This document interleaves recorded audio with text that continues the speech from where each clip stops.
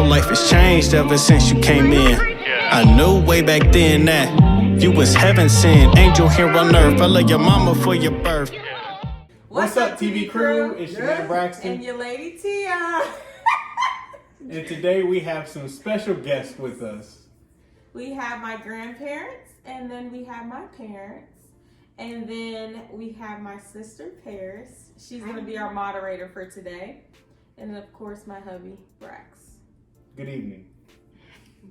So today we are going to be doing a Black Love Panel 2. If y'all haven't seen Black Love Panel 1, then go check that out right here. What else do you want to say? And this is just an opportunity for us to learn from one another. We have couples that are all in different phases of their marriage. So this is an opportunity for the TV crew to learn about what is Black love, how to get through Black love, and why it is so important. And a chance for all of us to learn what is Black love and how to get through Black love and why it is so important. So stick with us because this is going to be a ride. Yes. Good evening, and this is Paris Jones with TV Crew. I'm here tonight with three lovely couples. Let's first introduce our couples. Erskine and Eugenia, please state your name, full name, and tell us how long you've been together. My name is Erskine Browning, and we have been together 64 years. Beautiful, beautiful. Bigger? Your name? My name is Eugenia Brown. Hello, Eugenia. Our next couple in the middle. Go ahead. Wilbert Long Jr., and we have been married for 33 years and been together for 34 years. And I'm Daphne Long. I am Tia Longhooks, And my name is Braxton Hooks, and we've been married for 6 months. but we've been together for quite some time. Great, great. So I'm going to start off with an easy question first. And this one's actually going to go to our guys. Gentlemen, how or when did you know that you would end up getting married? When did you know that you wanted to propose to your lovely wife right next to you? We'll start with you, Erskine. I'd say about a year after I met her. And she got me my first job. And from there on, we started planning for our marriage. Aww. Yeah. So after a year, it's beautiful, Yeah, beautiful. yeah. How about you, Mr. Long? Well, we started dating in started seeing each other January of 88. I took her on a first trip in April of 88 to Toronto for Easter. And after we returned from that trip, I think things really started to speed up. And by September, I think it was, we were engaged. So it was probably, I'll say 3 or 4 months into it, we had strong feelings that could lead to marriage. Beautiful, beautiful. And Braxton? I would say it's a little different. Mine is a little different because we did meet at 15. When I met Tia, I knew she was someone special, someone different, and I knew she would play a significant role in my life. But it wasn't until she left the country where I realized what I was missing now that she was gone, when the thoughts of marriage started to come into my mind. So that was when it initially erupted. But of course, over time through college and getting to know each other and whatnot, that's when I was able to confirm that I wanted to marry this woman. So I would say the idea popped in my head when she left the country, when we was at 2013. But I would say I knew for sure probably by my freshman or sophomore year in college. That's good. That's really good. So as we can all see that the years of marriage are all vary in time. How do you guys keep the romance fun in your marriage? And you can look at romance anyway, physical, emotional, mentally. We will start with Papa and Nana. How did you guys? Funny sometimes. Funny? Mm-hmm. Okay. You hear on a lot of junk, Mm-hmm. And then we start going out on dates. But before then, We stick the working kids. more. He worked a lot. All the time, and But when he got where he we was, didn't have time for all that. I was working too much. But when he retired, we went out, but it was certain times we mostly took the family. Okay. When we went out. And So like laughter, keeping each other. well, laughing I and got smiling. to be more humorous late in life, but he's been joking like for a long Since the time. beginning. Okay. How about you, Mom and Dad? Well, I think with us, it has been where we try to remember the things that each other likes, and we try to have those things there. Like, he knows I like wine, so he'll go out and get that. I may put notes around the house, and he'll go, "Oh, that's cute." We try to go out on dates on Friday, so Friday is our date night, and then just try to laugh and just keep things a little light. You know, there is, you know, as you get older, it's not as much physical touch. But you just kind of know, you know, if there's a difference in 33, 60 something 64. in 6 months. Yeah. It is. So, you know, for you guys to understand, that's not a lot of that. It's more of the mind and the thoughts. So things like that. That's what I say. Yeah, so I would just say that I still like the physical touch. I like to come behind her in the kitchen and grab her and do different things. Remember, viewers, this is a PG. I like, you know, big house where I can chase her around the house. Oh, here we go. But I do. I think it's really remembering the things that each other like. That, you know, like she said, the things that make us happy, keeps us laughing. We both like to laugh. You know, we have our date nights, we do those things. So it's those things. And remember, what are the things that really brought us together in the beginning? What did we like? We had things in common that we both were athletes. We like sports, and we do those things. And so, you know, just trying to stick with some of those things. I would say the biggest key to it is to be spontaneous, where you don't get yourself in this groove of a scheduled day to day, and at this time we do this, and at that time we do this, and today's Tuesday, we eat tacos. I mean, you need to have that because that's life, but it's always good to mix in, do something a little different every now and again. And I can say like Tia's done more things to keep the spice as of recently, but you know, like I still do my part while also focusing on my duties of being the man of the household. So, you know, like if I know I'm going on a trip and she's here working from home, I might have her coffee already set up for her with a nice note just to get her day started. I love my coffee. Yeah, so you know, something simple as that, or just even, you know, showing that I'm taking time out of my day to show you I'm thinking about you. Appreciation. Yeah, so, you know, sometimes it is just a nice text message. Sometimes it's a nice phone call in the middle of the day to check in. I know she really likes her caramel apples.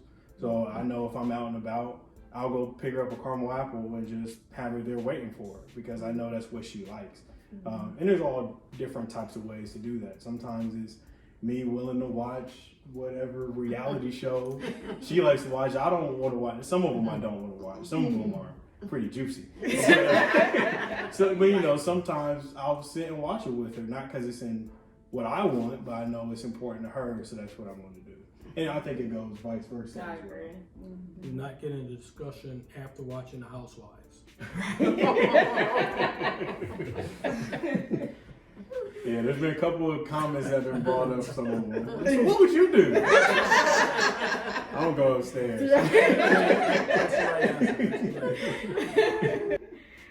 Now, we've all dealt with conflict in relationships. So, us being honest, how have each one of you guys handled that?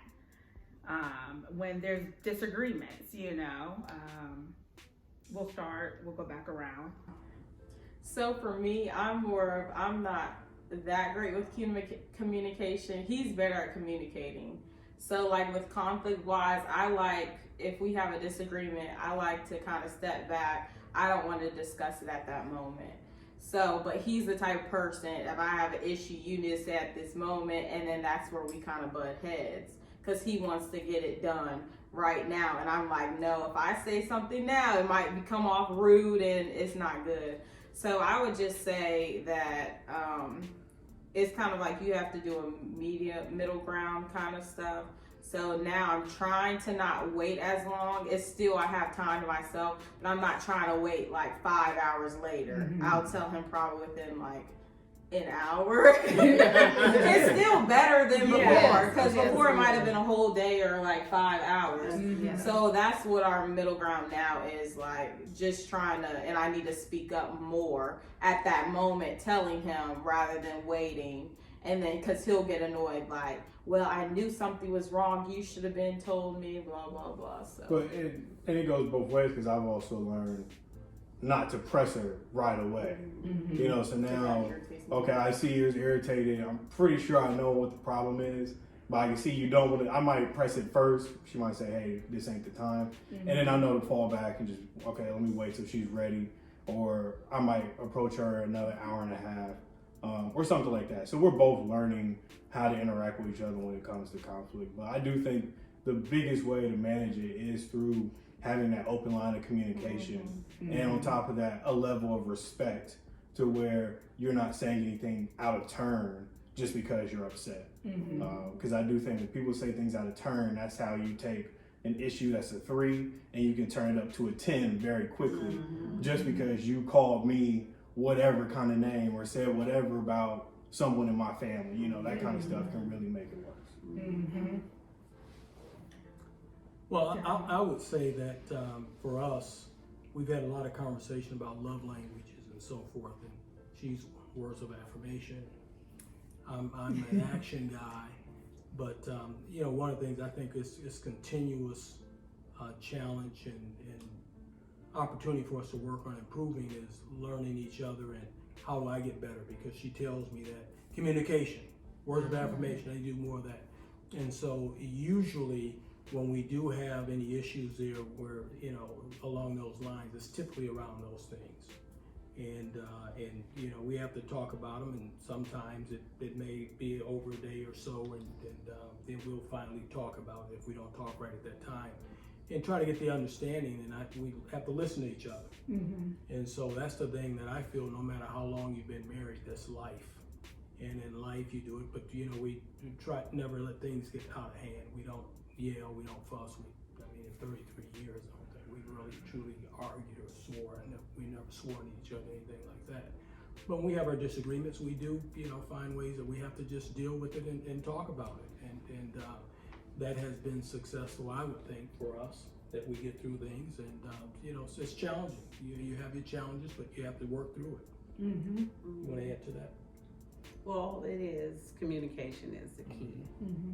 I am learning that when you have those issues, what causes it is you have to find out what is your trigger. And there are certain people, words, things that people may do that trigger you to escalate or elevate into that confrontational type thing. And so what I have been doing personally for myself is to pause and say, it is not worth it. It is, you know, it used to trigger me a long time ago, but I can't let it continue to trigger you. And you learn over the years, because there's going to be, as I used to tell y'all, there's going to be that thing or that, whatever that is, whatever your that is, it will be. But you have to just take that moment and say, it ain't worth it. And then you just go, you know what, how do I handle it this time? Because that's how confrontation comes, and all those things of miscommunication is because someone takes it in a different manner. And that's the other thing. Everyone takes something differently. And my thing is, if you're taking it in a negative context, then just ask me another question so you can get it clear. The clarification. Yes, because what happens is that when you take that, and it may not be volume or any of that, it just may be a conversation. I think you should ask for clarification so that way that person may have a chance to explain it a little bit more thoroughly. And so my thing is I'm learning to pull back, don't let things bother me, pray about it, just move forward and try to get us to sit and communicate more, explain more, because you don't know. You really don't. We become the assume. I assume you meant that. I assume you said it. Your tone was this way and my tone may not have been. But because of the past, you may think that it's going to continue. It's like, I'm sitting here very calm. To me. Yeah. I'm calm. I know what elevate looks like. I know what it can be like. And when you're calm, so I just think that you have to take that time back, because you guys are newly married and we all go through that. And then there's the life that changes, that brings on the stresses. And I think those things cause, and outsiders can cause those conflicts through a relationship that ordinarily you wouldn't have if it's just the two of you.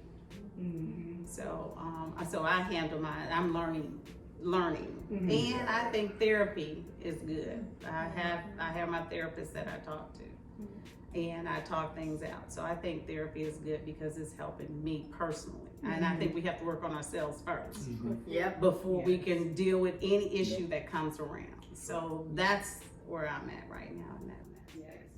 Side note, table view, there is nothing wrong with therapy out there.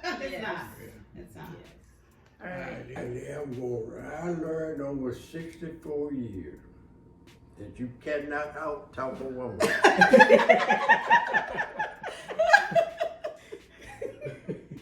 Cause she gonna go back 50 years on you, or 60 years or whatever the problem.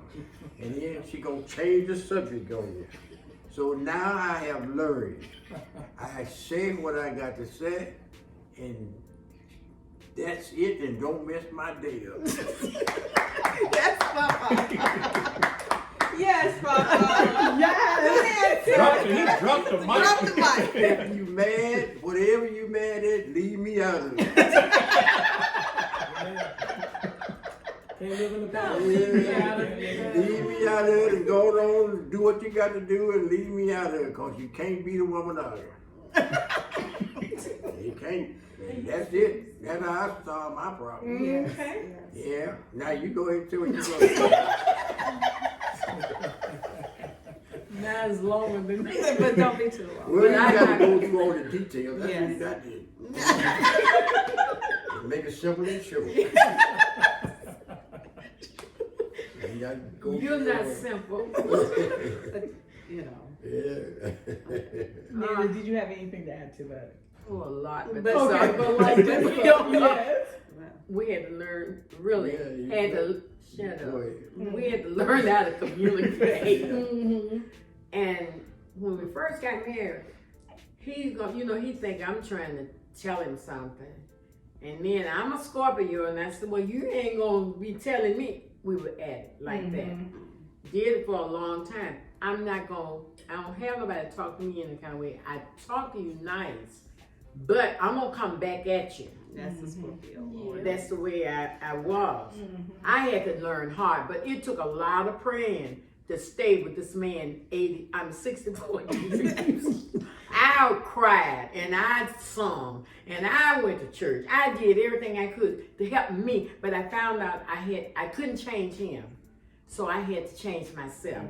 So I took counseling, went to a counselor and started getting all kind of medium to help me to be who I should be and quit trying to retaliate back with him, because I was not going to take a lot off this man, because he still, and whenever his eyes used to get a different way, I knew that was going to be a mess. So I had to learn him. I didn't know him, and he had to learn me. And sometimes I still don't think he know me. but we know each other much better than we used to, because we take time now with each other and try and do things together where we used to then do a lot together, and we didn't talk a lot. Okay. Yeah. That's really good. Thank Now, you, baby. what are some of the more difficult parts of married life? So I know I asked about conflict, but this is more difficult. This can lead into, especially, and I'm going to actually leave this open so we don't have to go in order. So if any couple wants to go ahead and start. Learning each other. Okay. Anyone else wants to? And another thing, I didn't believe in divorce. See, when you're married, you got a choice. They said forever and ever, you know, whatever that little phrase is down at the bottom. I don't believe in divorce. And if I didn't want to mess nobody's daughters up. I didn't want to do all that other stuff. And then when I got married, I wanted to stay with the woman that I married.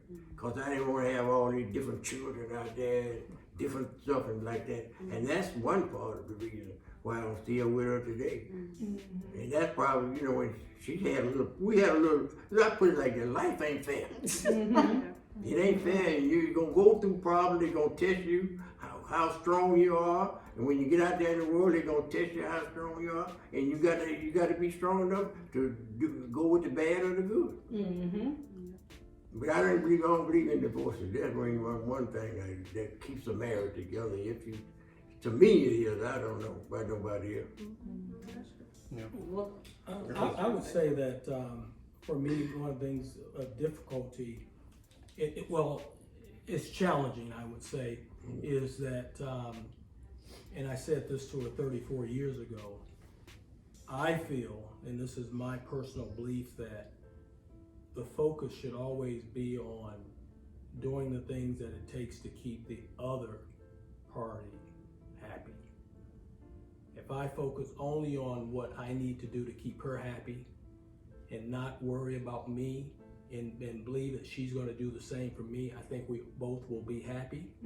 And I think so often that's difficult to do, because if you don't stick to that, it becomes the selfish play can get into it, where you start worrying about me and it becomes me and I and those types of things. But if I'm focused on making her happy and doing the things to keep her content and the things that I know that she needs and desires, and not worried about me, and she's doing the same for me, I think it makes it a strong relationship. So I said that 34 years ago, and that's what I still believe today. It's challenging to do that at times, but I continue to work toward doing that, and that's something that's difficult, because it's very easy to fall into that thing of becoming selfish and start thinking about me. And but you have to always remind yourself that, hey, it's not just about me, it's about us. And the way to keep it about us is me focus on my mate and my mate focus on me. And that's how you keep it on us. But I also feel like, just to piggyback on that, when he says that, the thing is, you have to communicate to get to know the person. When you say focus on me, if you don't know me, how can you make me happy? Communication causes you to know and to get to understand the person. So I truly believe that no matter what, communication comes into play in so many ways in a marriage. That and it's not to say, because I do believe in that too, but we have to communicate.